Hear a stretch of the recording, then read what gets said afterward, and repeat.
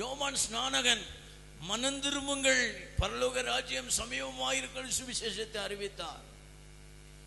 பேதுரு 12 கூட நின்று மனந்திரும்புங்கள் என்று சுவிசேஷத்தை அறிவித்தார். வேதம் சொல்லுது, அன்றைய தினம் ரட்சிக்கப்பட்டவங்க 3000 பேர் ஞானஸ்தானம் பெற்று சபையில சேர்த்தாங்க.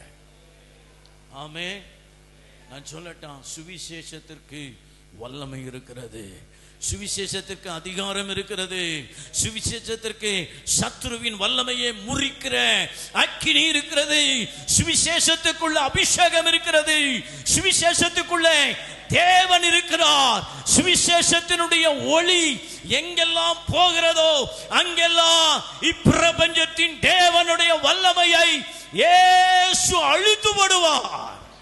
அல்லேலூயா. இந்த சுவிசேஷம் எங்கெல்லாம் போதோ அங்க இருக்கிற சாபத்தை உடைப்பார் இயேசு. 1986 நினைச்சப்ப எனக்கு அழுக வருது. அண்ணன் வரைக்கும் எங்க வீடு ஒரு சாபக்கேடான வீடு. என் மூலமா எங்க வீட்டுக்குள்ள சுவிசேஷம் போன போது அந்த சாபத்தையே கர்த்தர் ஆசீர்வாதமா மாற்றினார். அல்லேலூயா, அல்லேலூயா.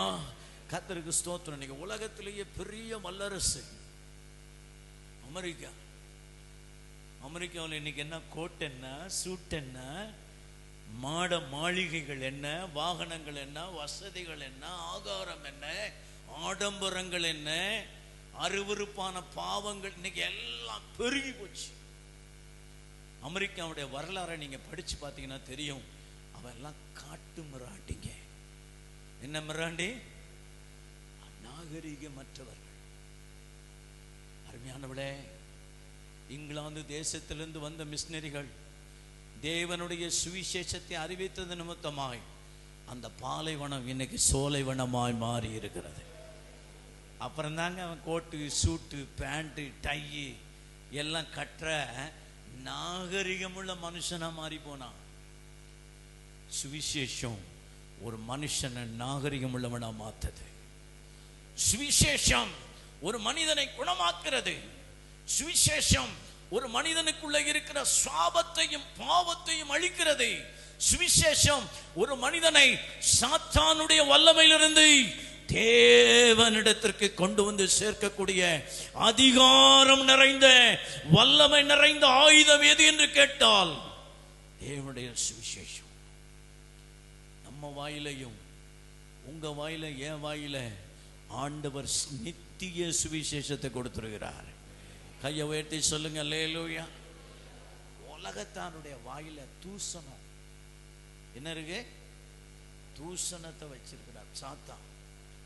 வாயில திறந்தானாவே தூசணம், கெட்ட பேச்சு, பொய், அருவருப்பு, ஆபாசம், அசிங்கம்,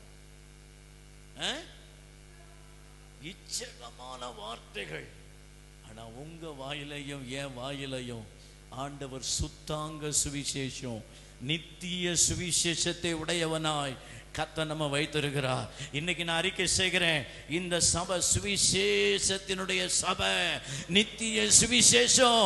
இந்த சபையில நாங்க டிக்ளேர் பண்ணுகிறோம், இயேசுவின் நாமத்தினாலே இந்த நித்திய சுவிசேஷத்தின் மூலமாய் இந்த பட்டணத்தினுடைய சாபத்தை இன்னைக்கு நாங்க உடைக்கிறோம். ஹல்லேலூயா. இந்த பட்டணத்தினுடைய அறியாமையை உடைக்கிறோம். இந்த பட்டணத்தினுடைய பலவான் இன்றைக்கு கட்டி போடப்படட்டும் இயேசுவின் நாமத்தில். வேதம் சொல்லுது, பிரபஞ்சத்தின் தேவன்